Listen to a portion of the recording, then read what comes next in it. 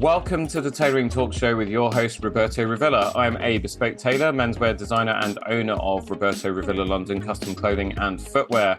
I activate your superpowers through the clothing I create and the conversations on this podcast. We'll meet self-starters and creators to learn about their journeys while they share valuable lessons to help you be the very best you can be. Please support the show by subscribing, and it helps so much if you take a few seconds to leave a rating and a review.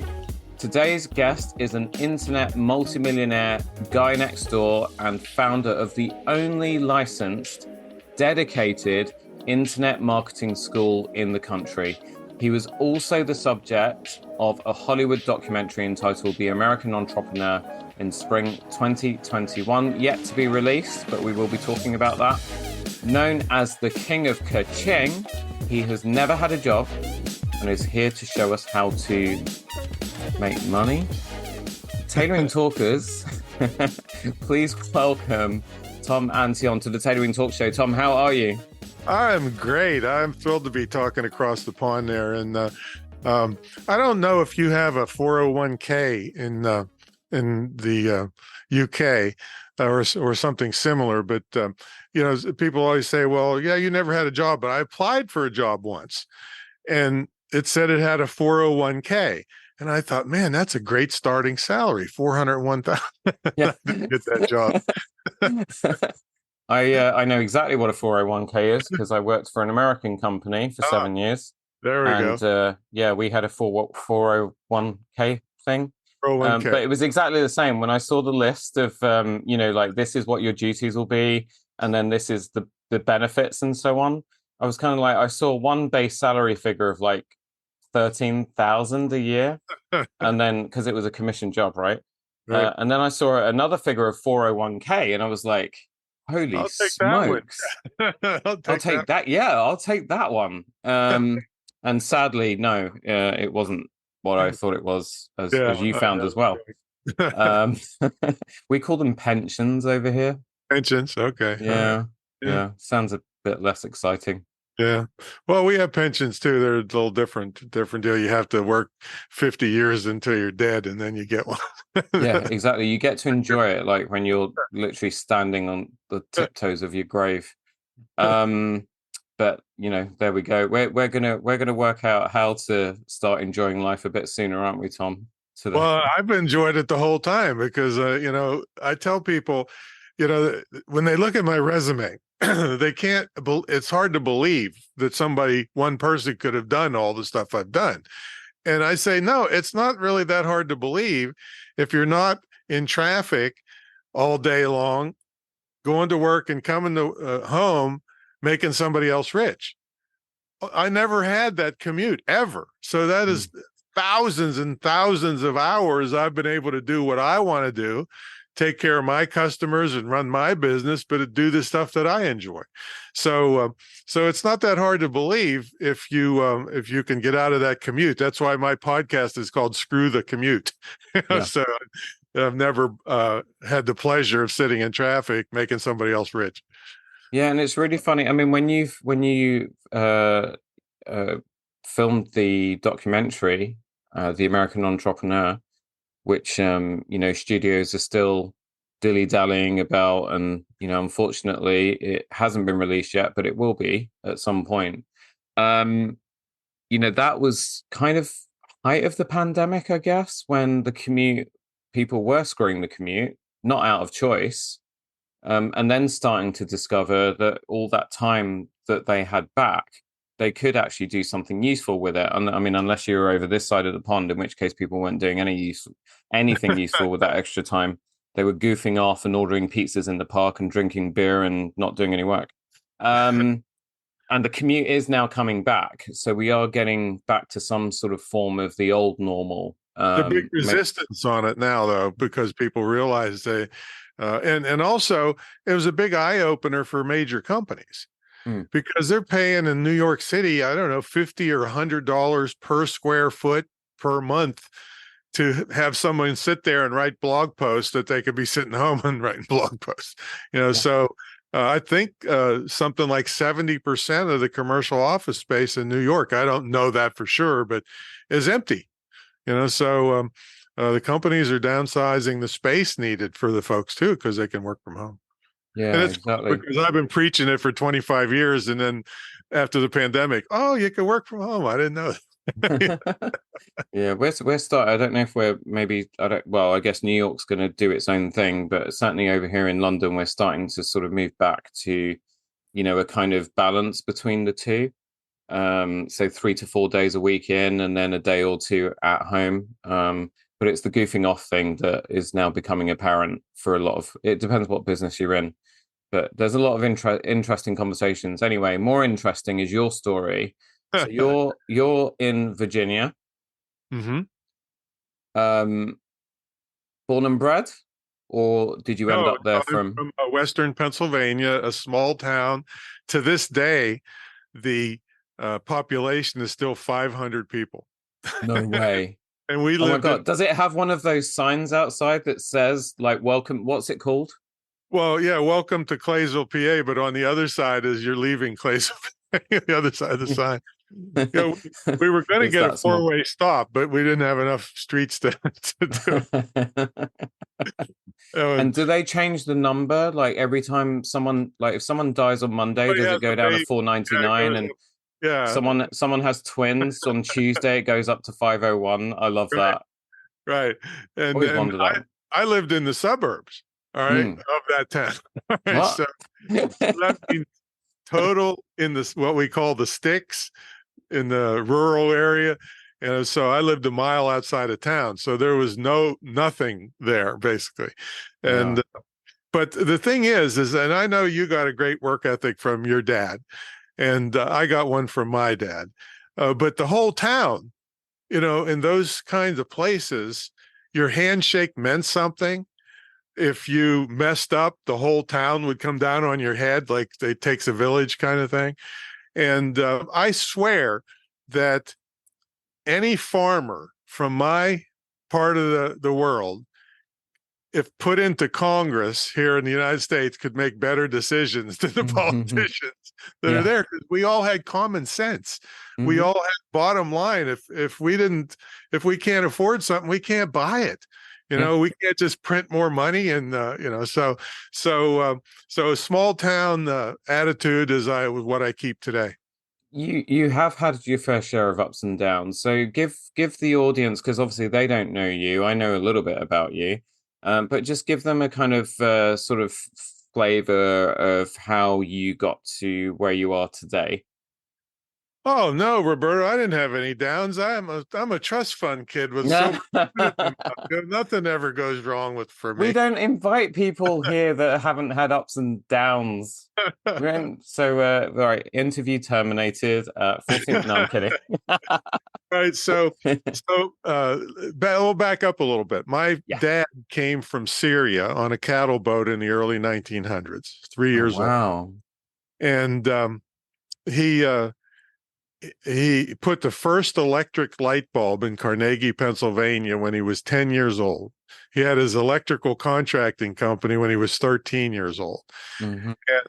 And so all I knew from the time I grew up, I'm the baby of six boys, was entrepreneurship. You work hard, you do stuff, you take care of people, and you can make a living at it. Okay.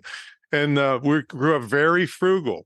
I know you had the bell bottom syndrome and Yeah. these instead of the drain pipes. I mean, to me, I was laughing at that because for me to ever think of any kind of skinny jeans would it'd be like an elephant walking down the beach. Yeah. So, so I grew up very frugal, where my dad would buy used lumber and we'd have to take the nails out, pull them out, straighten them out so he could reuse them. Yeah. That's the kind of frugality I grew up with, which I maintain today, Roberto. We had well water. We had 13 wells on our property just to get enough water. And to this day, I can't let the water run while I'm brushing my teeth, because I hear my dad saying, "Don't waste water, don't waste things." Yeah. So it's carried through the whole way. I buy all kinds of used stuff. People say, "Oh, you're rich. Why are you doing that?" it's me. It's part of me to go buy something used and save a lot of money. That's Hmm. you can, and for your listeners, that's a way to get to be a multimillionaire is don't pay retail for everything. Um, so except for bespoke Sorry. So I'm clothing. just to any of my clients who are listening, just close your ears now or just skip forward I about 60 seconds. I said except for bespoke clothing. Yeah. And I had to look up what the heck bespoke meant because I'm a country bumpkin. And I guess it's a cool way to say custom. Is that fair? Well, bespoke, the old term was bespoken or spoken for. So what would happen is you would go into a tailor's and you would speak for the fabric that you wanted your outfit to be Oh, created okay. from, There you and it go. would be History put lesson. aside for you. And then it would be obviously you would get measured, and then you would go through the process, and you would end up with something that was made especially for you. So that's kind of the origin of the term. Well, and part of the thing, folks, is I'm as we tell my story a little bit, is that I'm a continuous learner. So I'm 68 and a half years old, going on 12. But it took me this long to know that my socks should match my pants because I watched one of his videos. Oh, it took me 68 years, but now I know. See, Awesome. and I know what boat shoes are too. Yeah. That one. So, so you got to be a continuous learner. So anyway, I was surrounded by entrepreneur stuff since I'm a little kid. I actually sold a used car when I was 15 years old. Yeah. I did not even have a learner's permit. Didn't have a driver's license or a learner's permit. I sold a used car. So my whole thing has been surrounded by entrepreneur efforts. And then I went to college on a football scholarship, and I played first team on the West Virginia Mountaineers, a top 20 school here in the United States. And then I bought a nightclub, and it used to be a biker bar. And I don't know, Roberto, those bikers just didn't appreciate my efforts to turn this into a really nice place where you had to have long sleeves, like some of the places you teach, you have to wear. And so I was in gunfights, knife fights. I wear a gun all the time now. I'm very cognizant. I'm considered a self-defense expert, which I just revealed recently, and I have a Yeah. site called Brutal Self-Defense. Um, but then the drinking age went from 18 to 21, and it was a big college town. So I had worked 7 days a week for 6 years. I got 4 days off a year, and one of them didn't count because it was New Year's Day. But after New Hmm. Year's Eve, I was still shot and so bad I had to sleep all day. Um, so on my way to being a millionaire before I was 30. And then the drinking age went from 18 to 21 and then wiped out half the crowd. Well, when somebody comes into an enormous nightclub and it looks empty, it's dead tonight. We'll go somewhere else. So I had to close up, and I lost probably about $400,000 in 1980s money. And another lesson that came from this is that I could have gone bankrupt. But I go back to my small town attitude and the training and the ethics I got from my dad. And he says, you can't screw all these people over that trusted you. So I went to every creditor, and including the mortgage company, and I winterized the place, and I gave the keys back and the pizza delivery cars, and I went to everybody. Yeah. And I said, look, you know me, this wasn't my fault, that I'm not some drunk and was drinking up all the profits, and this just happened to me. I said, if you give me time, I will pay you all back. Of course, I didn't have much choice. I could have gone back, all right, but they all said yes. And I paid them all off. Yeah. And so there's no bankruptcy, even though in the face of the nastiest time of my life, after 7 years of or 6 years of day and night work and danger and being in, and here's the funny part. This was in West Virginia. All right. And there's a lot of West Virginia jokes of being all hicks and stuff. So the two gunfights we had, Roberto, the next day, the sheriff came out and he said, hey, Tom, I heard you had some excitement out here. I said, yeah. He says, anybody get hurt? I said, well, they didn't shoot and get me, but I haven't seen them. He Huh. sat there and thought about it for a second. He said, okay, be careful. That was the whole And that was investigation it. of a gunfight. He said he It left. reminds me of there was a show recently with Sylvester Stallone called Tulsa King on Uh-huh. Paramount Plus, um, where he's a ex kind of mob enforcer, and he's set up as the fall guy for like the gang leader or something. I can't quite remember. Oh, it was a really good show. We like binge watched the whole thing. It was like 10 episodes. I'm hoping they're going to do a season two. But when he gets out of prison, they send him to Tulsa in Oklahoma, as you know. Mhm. Um, and, it's basically to put him out to pasture.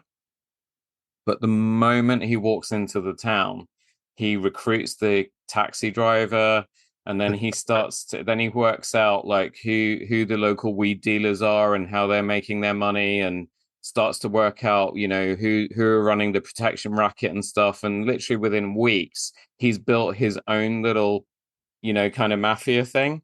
And one of the investments is in the local bar. And then there's basically this war that starts with the local biker gang who were previously the big kind of drug dealers in the area and so on. And yeah, as you was just describing the, kind of shootout in the bar, that sort of thing, that's what the season culminates in is this big showdown, where, Stallone and his kind of gang of people that are made up of just regular local people are suddenly having to arm themselves and defend themselves against this violent biker gang. So being in the middle of something like that, I mean, on TV it all looks, really gung-ho and so on, but I can imagine that it, must be pretty frightening.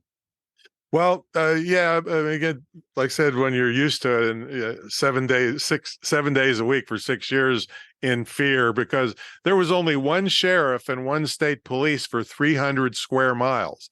I don't know what that is in meters, but it's a long way. All right, Well, so yeah, so I imagine, because again, it's the same in some of these shows, like, the sheriff then turns up once everything's sort of done and right, dusted, it's and done, it's like, right. okay, everyone all right? Yeah, fine. Anything for me to do here? No. Okay, well, I'll be on my way then. As long as you guys are self-policing, then that's cool. Um, Well, it you even know, gets crazier than that in West Virginia in the 70s. And this is actually a good training story here.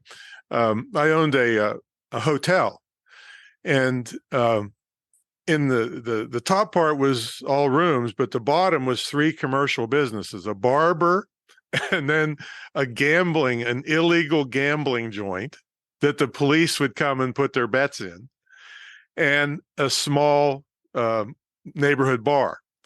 Well, I got a call one night that somebody got stabbed in the bar. And it wasn't my bar, I leased it. All right. And it turned out he got stabbed 27 times and died. But the guy that stabbed him got off on self defense. hmm, That's the kind of crazy rip-offs, payoffs, everything that were happening in those days. yeah, But the I'm not story, surprised. the story that I think will help your listeners is what I call give before you get.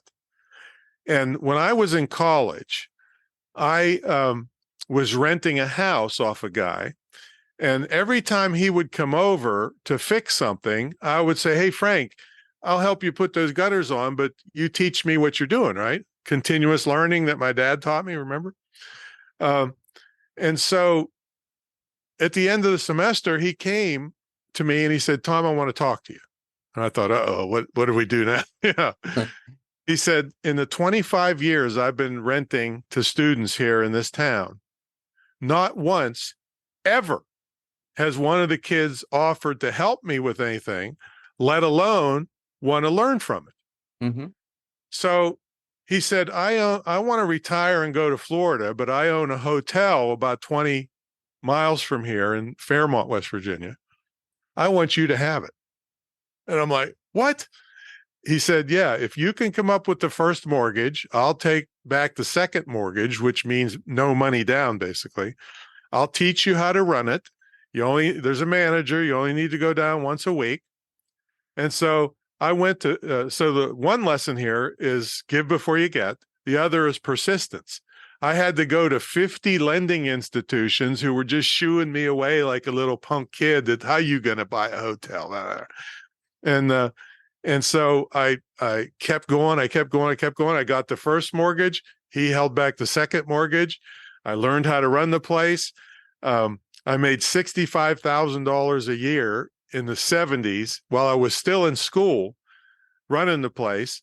The city ended up buying it for a couple $100,000 to put a parking lot in. So I made about $500,000, and I ended up owning 5 apartment buildings and a hotel before I graduated from college. Wow. Because I gave before I get, and I was persistent.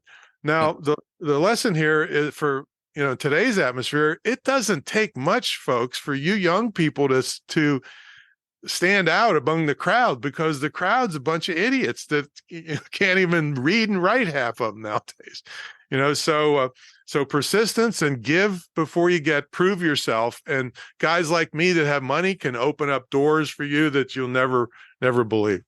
Yeah, because speaking of opening doors, you have several methods, systems, programs that you've developed to help people to kind of get started on that route to passive income. And one thing that you're really, really passionate about is what I touched on in our pre-talk, is that in this day and age, there are a lot of people out there that are taking advantage of the fears that people have, and also this desire for any type of, how can I get my hands on money as fast as possible?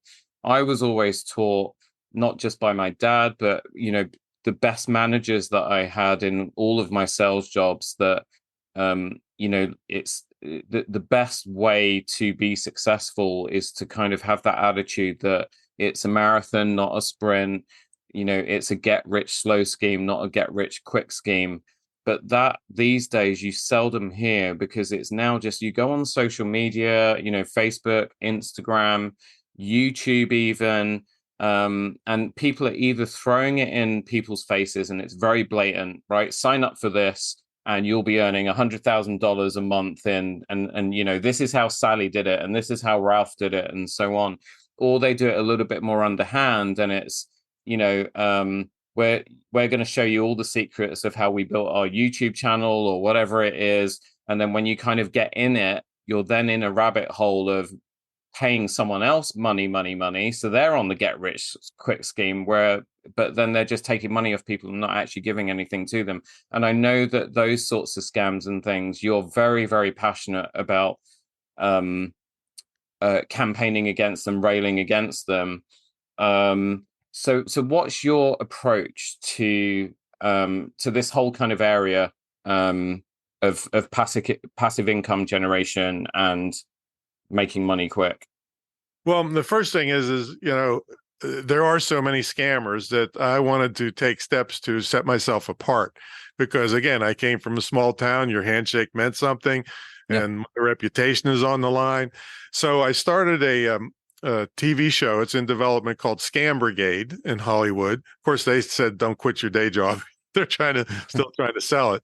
But it goes after people that scam all kinds of things, not only just internet, old people get, stuff like that. Yeah. And then I started this school that you mentioned in the intro, which it took me 3 years to get the license. They did background checks on me and everybody involved in the school, financial checks and everything. Mm-hmm.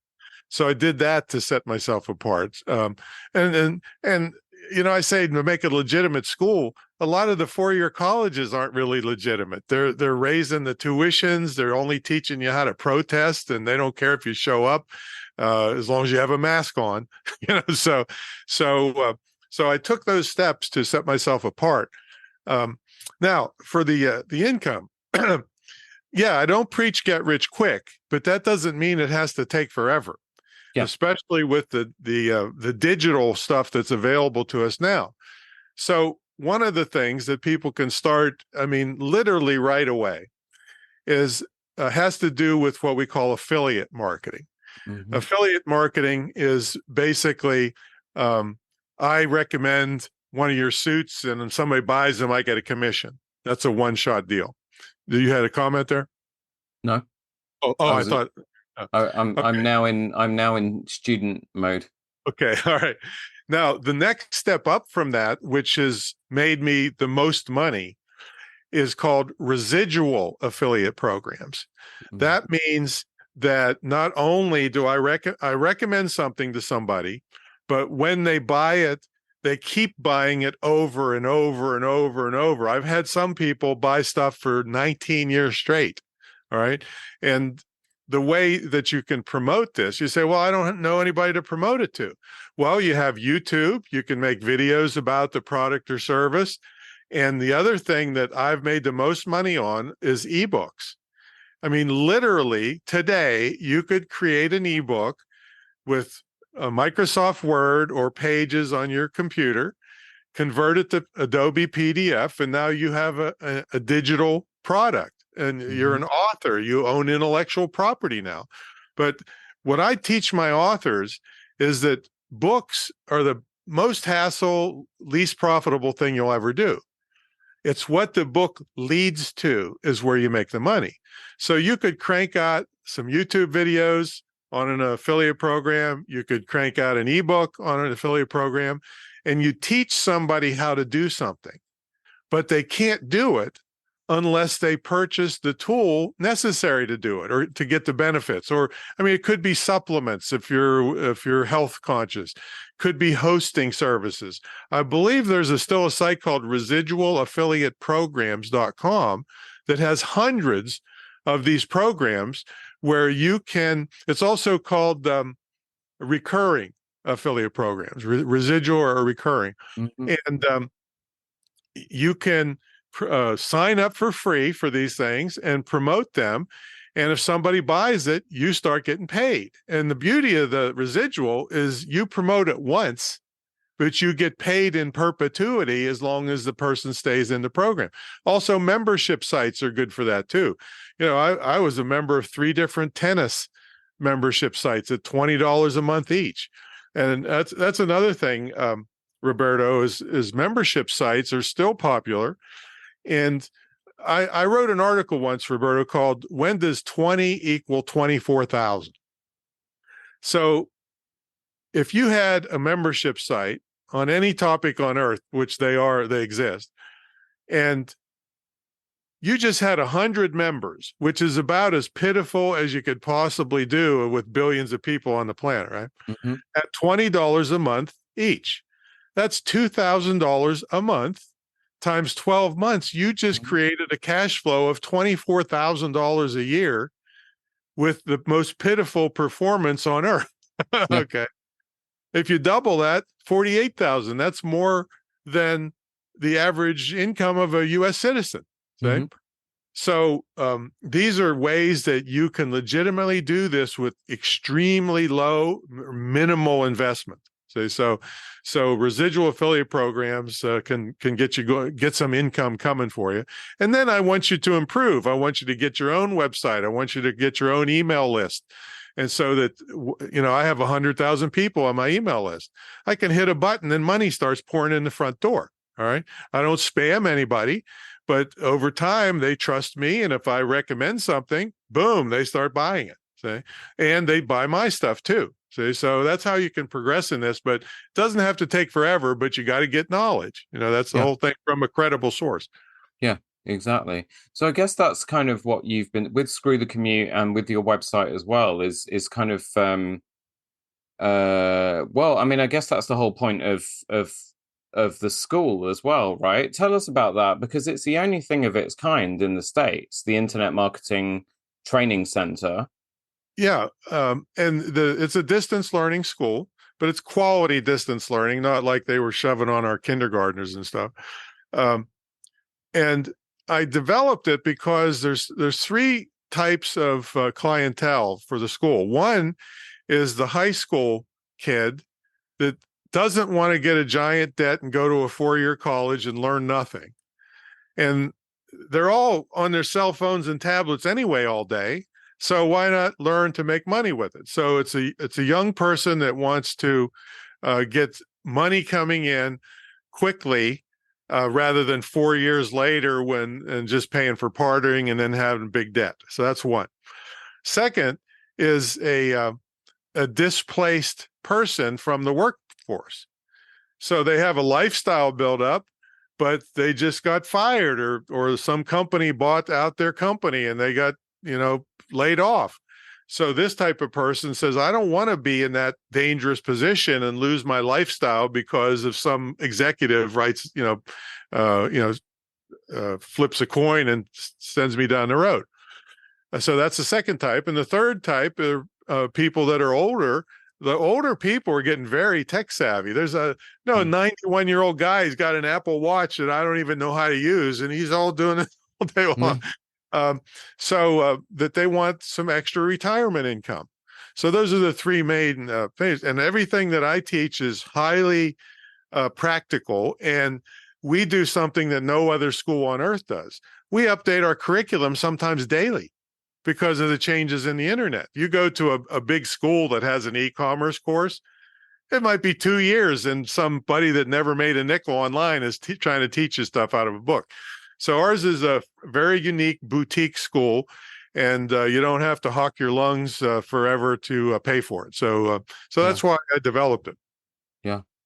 The thing I love about the things that you show to people is that even if they are in a situation where they feel like they might not enjoy their day jobs, or it might not even be the thing that they actually really, if you ask them the questions, do you really, really want to be doing what you're doing? I think a lot of people would say no, right? Almost and they would say no, probably tell you 100 other things that they would rather be doing, but they don't have the confidence to leave the day job.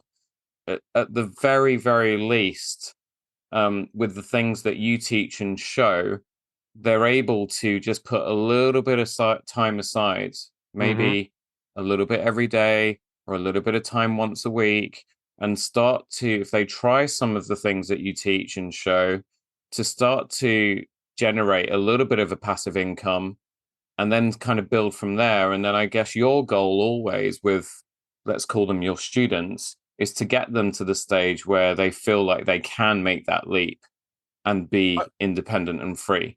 Yeah, my goal, especially with that type of person you just described, is to make it eventually too expensive for them to go to work.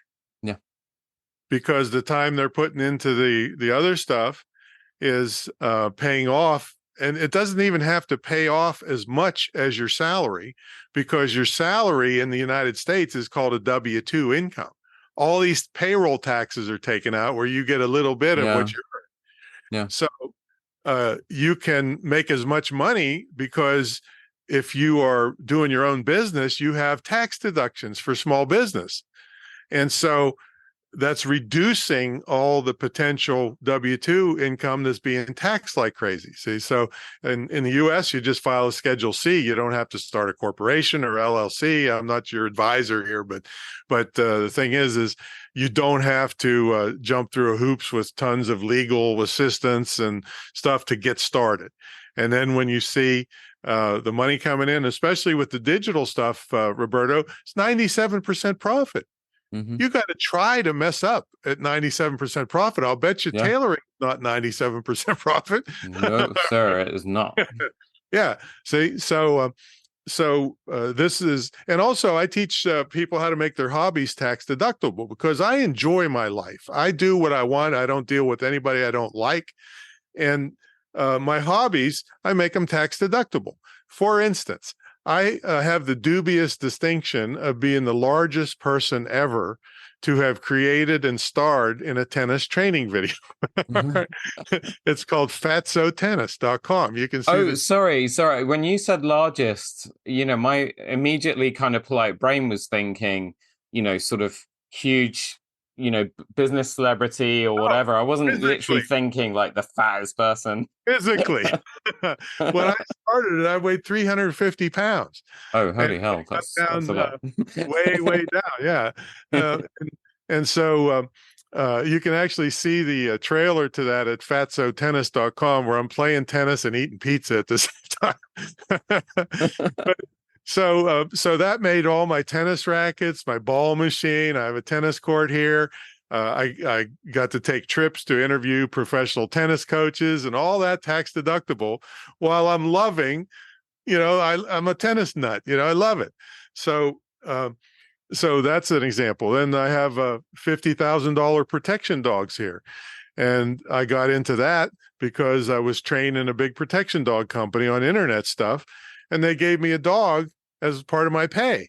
And Huh. so I fell in love with them. So I started a site called Protection Dogs Elite. And so it pays for all the training and everything on my dogs as I sell other dogs to other people. So just like all that kind of stuff. And in today's atmosphere, you can do this by having a WordPress website, which is free, responsive theme. A theme responsive means that it looks good on a cell phone and tablet automatically Mm-hmm.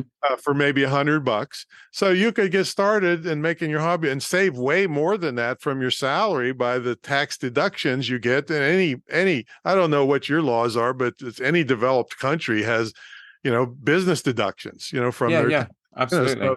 so so you'll more than make up for that just by being in business. And the beauty of it is no law says you have to be great at business, because most businesses in the United States lose money for the first couple years. In fact, Mm-hmm. Amazon's never made any money, and the guy's a billion that runs it. Yeah.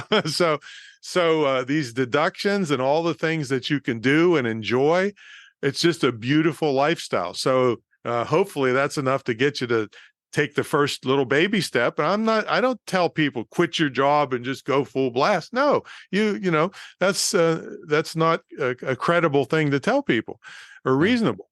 But it is credible to get started with digital stuff at 97% profit and give it a good, honest try. Yeah, absolutely. Now, I think King of Kaching, just to round Uh, this off, it's obvious why you have that name, but but who came up with it? it's not maybe as obvious as you think. Well, So I don't know, because everything that comes out of your mouth is, a tip on I'm just Kaching, yeah, Kaching, true, but Kaching. the actual way it happened is that I came from an entertainment background. After I Mm, got out of the nightclub business, I had an entertainment company, and and it was a lot of humor in it and everything. So I'm never going to do anything like everybody else. So when my emails would come in with some order, I would set my email to recognize the subject line as an order and play the cash register sound, ka-ching, oh, ka-ching, ka-ching. cool. That's where it came from. And then one of my students, we have an immersion weekend where they live in the house here. That we have a big estate in Virginia. Um, and they said it kept going off all day to the point we had to turn it off so it wouldn't interrupt the train. so she said, "You're the king of Kaching, aren't you?" I said, "Yeah, I guess I am." And so that's how it came about. Awesome. Email going Kaching. And also, this is another good tip. All right, I know I'm doing some recording on this thing, but on my Yeah. cell phone, I wanted my cell phone to have the Kaching ringtone. But I thought to myself, it'll take me all day because I'm not really a techie. All right, I know a lot, but I'm mostly marketing, not the tech stuff. Hmm. So I said, it'll take me all day to figure that out. And I always keep young people around that are tech savvy. Yeah, And so, young people can come in handy sometimes. oh my God, they took the phone away, brought it back in 10 minutes, and it goes ka-ching.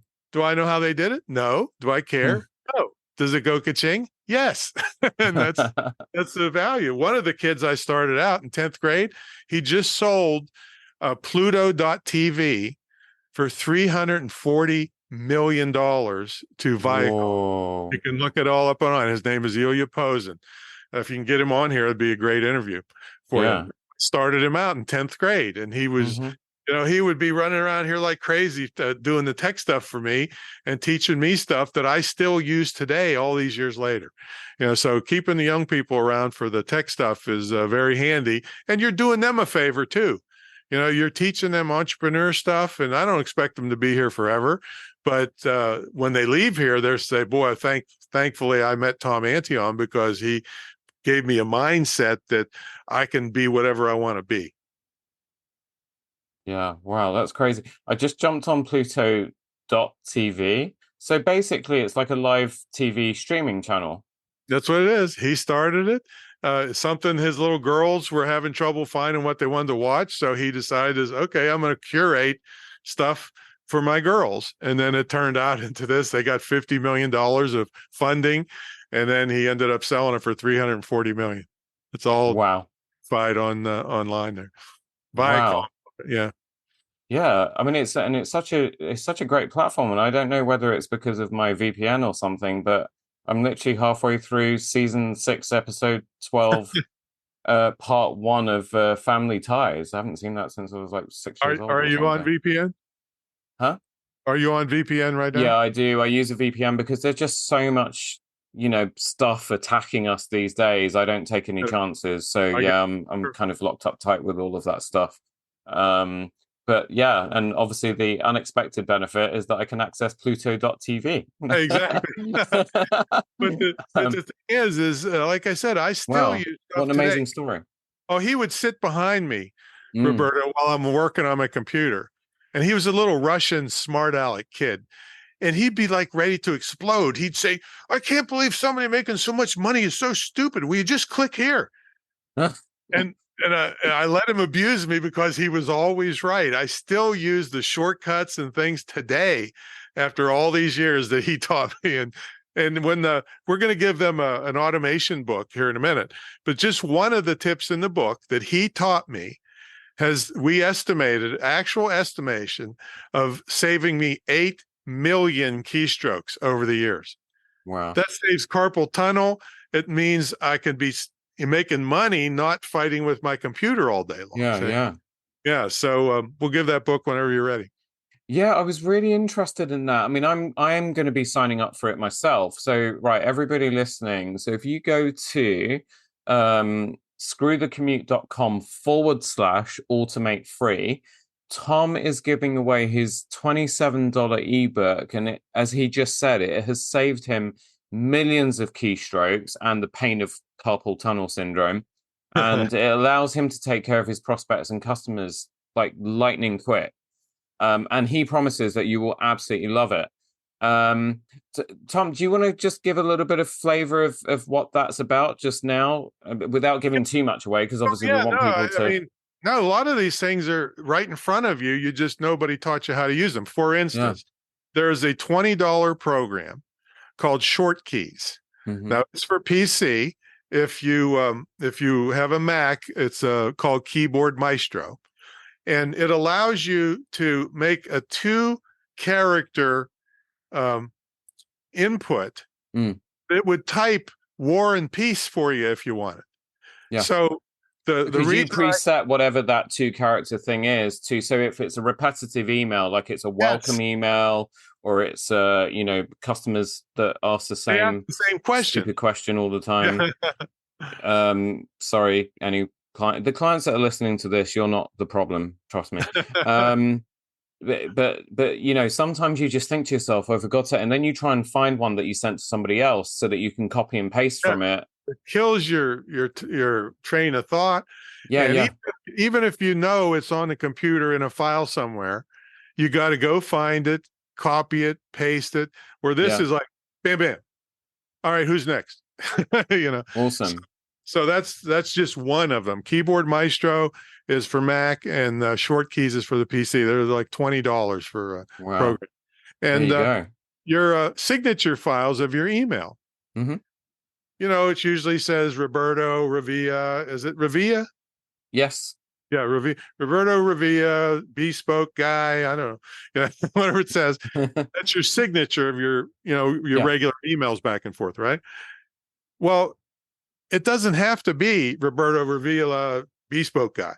It could be an answer to a question. So you can get a program like Outlook or something that has unlimited signature files. Mm-hmm. And then you can, somebody asks you something, you go insert signature and pick the one that answers their question, and it puts it in just as if it was Short Keys. So it's stuff like that and loads more that just saves you enormous time. I mean, we're talking if hundreds or thousands of hours into the future saved, where you could be developing products and services, handling prospects and customers. That's where the money is, not fighting with your computer. Yeah, exactly. Because if you imagine your business is zones, or however it is that you make your income, you have one zone which doesn't make you money and is a time sap, and you have the other zone which is Yeah, and that's where you want to be. You want to be in the golden zone, not in the red zone, right? Right. Yeah. So to get the rest of the tips there, go to screwthecommute.com/automate free. Tom, thank you so much. I feel like there's so much more that we could have gone I didn't even into get with warmed you. up, man. You're I waking me. know, I'm sorry. Geez, what's up with you I'm UK so people? sorry. Can't you be kind enough to have a time zone the same as us in the US? I Because we're know, the center of the universe. You know us arrogant. yeah. London is the center of the universe. Thank you.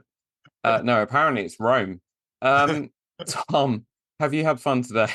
Oh, I had a blast. Absolutely. Yeah. I learned about bespoke. I learned about boat shoes and socks. I mean, I learned more today than I learned all day yesterday. And Okay, just look, now. before I let you go and I do my outro, I gotta ask you, dude. What gun are you carrying? Are you carrying? I imagine you're carrying something like a 40, maybe not a 44, something in between. Not definitely not a 22. Right. Well, it's called a 22 Oh, because it's okay. Glock 22, which Yeah. is a 40 caliber. 40 caliber. So it's a 40 caliber. Yeah. Caliber. Yeah. Yeah. I didn't figure you for a 22 caliber or even 30 Mm, something. No, Yeah. you got to have stopping power. Yeah. I had a boss in so I've shot guns once in Baltimore. And it was the CEO of my company, so I was obviously one of his favorites up until the point that I decided to leave. So he took me to his local shooting range. Never shot a gun in my life. And so they set me up, and they set you up on the range with obviously the smallest one first, so the Right. pea shooter, the 22. Yeah. Um, and then you progressively move up to the hand cannon, right? The Dirty Harry 44. My God, the I don't know what you call it, the recoil on that or what it's like, Recoil, woof, like the recoil and 22 is percussion. like ping, ping, right? But the 44 is like whoosh. I mean, you Yeah. literally feel the Did rush you as it comes, and feel then the recoil off. anything in your chest? Did you feel a concussion I of? did a little bit. I mean, see, the problem is that they then left me to my own devices, which was probably not the right thing to do. And then everybody in the gun range stopped shooting because I was kind of like, sort of getting myself ready. And then like you lot can't see this, but you've all seen enough American movies to probably know what I'm doing. So yeah, that's it. Exactly. I'm standing there like, Too bad. You yeah, gangster. exactly. And then everybody suddenly stops shooting and they're all just they put their guns down and they're just looking at me. And my CEO, he must have been so embarrassed. He was like, and he turns round to the range master or whatever you call them, That's and right. he says, "What the is that kid doing?" And and so they saw me kind of fire off like a full, round of bullets until my thing was empty. And then the target slowly comes back. I didn't hit anything, right? It was completely clean, like no bullet holes in the thing whatsoever. And so I you, then turn you around, would they're all be able like, to scare the bad guy enough yeah, to. but they're like, what the are you doing? And I said, well, that's how Mel Gibson does it. That's how, right? That's how they do it in your movies, right? That's based on facts. And they're like, no, you do not stand like that. So anyway, they set me up properly, taught me how to shoot. I still didn't hit anything, but anyway. And he Yeah. never ever took me back. I've had more training than most police officers, including SWAT training and sniper, everything. Like I said, we're gun country, so Yeah. Yeah, we're so not over here. We just throw no. things at people. A good stabbing country. You're good for Yeah, we stabbing. are. Well, the neighborhood I grew up was a great stabbing neighborhood. So yeah, you had to learn how to defend yourself against meat cleavers and all sorts of I mean, things. I'd rather go against a gun sometimes than a knife. Jesus.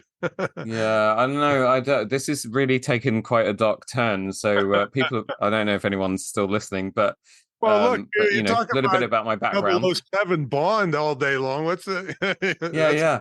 I don't know. I just like given the choice, I would always. I remember once someone did pull a gun on me at school, and I was like, okay, I don't want any of that because I can't do anything about it. Do you know what I mean? Like if the bullet lands somewhere that's fatal, that's it. I'm taken out of the game. Whereas with a knife, I used to. Sorry, not nowadays. Nowadays, I'm respectable. I don't get into that sort of stuff.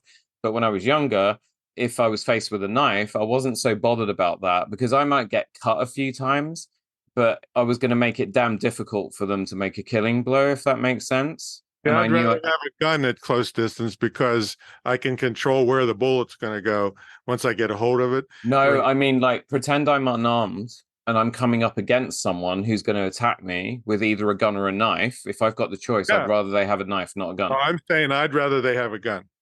Oh, If okay. if they're close, if they're 10 feet away, no, a knife is better. Yeah, but if they're close, I can get a hold of the gun and make sure that the bullet hits you, not me. Oh, okay. Yeah, I get you. Yeah. Okay. Yeah. Yeah. Well, maybe this is something to talk about on the next episode Next of time we'll talk tailoring self-defense. yeah.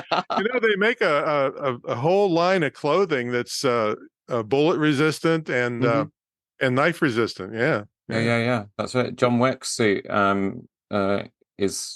Kevlar and all that kind of stuff, apparently. There you go. Yeah. I'd love to get the costume designer for those movies on here. Anyway, sorry, we digress. But yeah, well, I've got one of my early guests, episode 6, I think it was, a guy called Atif Ghaffar. He does like home cinemas and sound setups and stuff. And so he started his podcast. I'd like to think, Atif, if you're listening, I inspired you. And you're doing a great job, by the way. Zebra Home Cinema podcast, look it up. And he gets amazing guests on there. He gets like proper Oscar-winning Hollywood sound people on his podcast to interview them. And the way he does it, he just watches the film credits and then he just makes a note of the people that were involved in there, because everybody focuses on the actors, right? And the screenwriters, directors, and producers. But no one really pays attention to people like the carpenters and, the accountants. I'm trying to get Bobby Ozinski on. I had him on. He's one of the top sound guys in Hollywood. And yeah, he was happy to come on. And he sells a lot of books and stuff to sound engineers, but I'll give you his contact details. Yeah. Awesome. Thank you. Tom, thank you so much. Thank you all so much for joining Tom and I on this episode. I'll make sure that I have all of Tom's links in the show notes for you. And, we're on Instagram, so look us up. And I love feedback, so either DM me or email me at the address in the show notes. Remember to subscribe, rate, and review. You can also click the share button in your player to send this episode on to someone who might get some help or be inspired by Tom today. If you're enjoying Tailoring Talk and want to support the show, you can buy me a coffee at buymeacoffee.com/Roberto Revilla. Have a great week. Be good to each other, and I'll see you on the next one.